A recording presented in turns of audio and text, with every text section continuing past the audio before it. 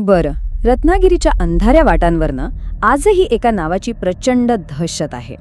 आणि ते नाव आहे रत्नागिरीचा खबीज. चला, याच भयानक लोककथेबद्दल आज जाणून घेऊया. ही गोष्ट सुरू होते मध्यरात्री, जेव्हा सगळं जग शांत झोपलेलं असतं. अशाच एका भयान शांततेत वेळ रात्रीचे बरोबर 2:30 वाजले होते. आणि प्रवास किती होता? तब्बल 2 मैलांचा, तोही पायी. जरा डोळ्यासमोर आणा ते चित्र. आजूबाजूला फक्त किर्रांधार आणि कानांना अक्षरशः बधीर करणारी भयान शांतता. आणि हे सगळं कमी होतं की काय, म्हणून ही पायवाट जात होती एका पडक्या मशिदीजवळून. म्हणजे विचार करा, अशी जागा जिथे लोक दिवसाढवळा जायला सुद्धा घाबरतात. बघा, रात्रीची वेळ, एकटी वाट आणि एक पडकी मशीद. एका भयानक अनुभवासाठी ह्यापेक्षा चांगली पार्श्वभूमी असूच शकत नाही, नाही का? तर या सगळ्या परिस्थितीतून कोण जात होतं? आपल्या या कथेचा नायक पांडू, एक तरुण मुलगा जो रत्नागिरीच्या एका दुर्गम गावातल्या त्याच एकाकी वाटेवरून आपल्या घराकडे निघाला होता. पांडू आपल्या टॉर्चच्या उजेडात कसा तरी वेगाने चालत होता. आणि तेवढ्यात अचानक त्याला एक विचित्र वास आला. एक कुबट, जसं काहीतरी सडतंय, सडलेल्या माणसासारखा वास. आणि ही होती धोक्याची पहिली घंटा. पण हा वास येत होता कुठून? काय होतं या वासाचं कारण? आता जे समोर येणार होतं ना, ते एखाद्या भयानक स्वप्नासारखं होतं.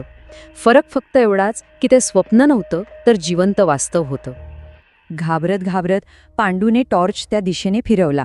आणि त्या अंधारात त्याच्यासमोर काय उभं होतं माहितीये? त्याच्या समोर जे उभं होतं त्यालाच खबीज म्हणतात. आता त्याचं वर्णन आहे का? उंची होती साधारण 8 ते 9 फूट. म्हणजे विचार करा केवढं उंच असेल ते. रंग अगदी डांबरासारखा काळा कुट्ट. डोळे तर जणू काही जळते कोळसे ठेवलेत इतके लाल भडक. आणि त्याचा चेहरा लांबडा जबडा आणि त्यातून बाहेर आलेले टोकदार सुळे. अरे देवा, प्रत्येक गोष्ट भीतीने अक्षरशः गाळण उडवणारी होती. पण या सगळ्या वर्णनात एक गोष्ट होती जी सगळ्यात जास्त भयानक आणि विचित्र होती. काय असेल? त्याचे पाय. हो, त्याचे पाय गुडघ्यापासून मागच्या बाजूला वळलेले होते. ही एकच गोष्ट हे सिद्ध करत होती की समोर जे काही उभं आहे ते या जगातलं नाहीये, ते निसर्गाच्या नियमांच्या पलीकडचं आहे. आता क्षणभर त्या प्राण्याला विसरूया आणि पांडूचं काय झालं ते पाहूया. इतकं भयानक दृश्य समोर पाहून त्याच्या शरीराची काय अवस्था झाली असेल? तो भीतीने अक्षरशः जागेवरच गोठून गेला होता. भीती माणसाच्या शरीरावर कसा ताबा मिळवते याचं हे उत्तम उदाहरण होतं. पांडूच्या हृदयाचे ठोके त्याला स्वतःच्या कानात धडधड ऐकू येत होते. घशाला अशी कोरड पडली होती की तोंडातून साधा आवाजही फुटत नव्हता. किंचाळी तर दूरची गोष्ट. त्याचे पार जणू कोणीतरी जमिनीला खेळले होते. कपाळावरून घामाच्या थंड धारा वाहत होत्या आणि डोळ्यांसमोर हळूहळू अंधार पसरत होता. खरंच, जेव्हा मृत्यू समोर उभा असतो ना, तेव्हा शरीराची अशीच अवस्था होते. आणि मग पांडूची ही अवस्था बघून तो खबीज गुरगुरला. एक विचित्र अमानवी आवाज. आणि त्याने आपला तो लांबचक हात पांडूच्या दिशेने पुढे केला.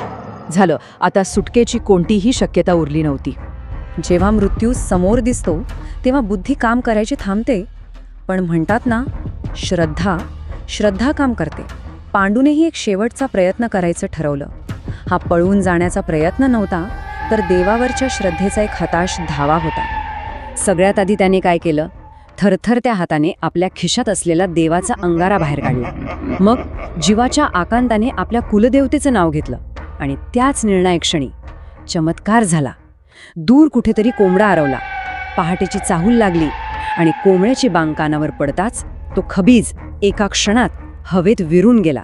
जणू काही तो तिथे कधी नव्हताच. सूर्योदय झाला. ती भयानक रात्र संपली. पण ही कथा इथेच संपत नाही. कारण त्या रात्रीनंतर मागे उरली ती एक अशी भीती जी कधीच संपली नाही. पांडू तर तिथेच शुद्ध हरपून पडला होता.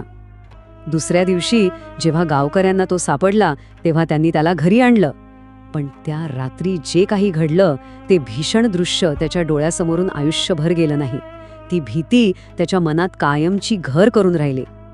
आणि गंमत म्हणजे ही भीती फक्त पांडूपुरती मर्यादित राहिली नाही, ती अख्ख्या गावाच्या संपूर्ण समाजाच्या मनात बसली. असं म्हणतात की आजही तिथले स्थानिक लोक रात्रीच्या वेळी त्या जुन्या मशिदीजवळून जाताना चुकूनही मागे वळून बघत नाहीत. बघा, एका व्यक्तीचा अनुभव कसा संपूर्ण परिसराची एक अलिखित सवय बनून जातो. पांडूची ही कथा तर चला आपल्यापर्यंत पोचली. पण जरा विचार करा, आपल्या आसपास अशा कितीतरी कथा असतील ज्या कधी कुणी सांगितल्याच नाहीत.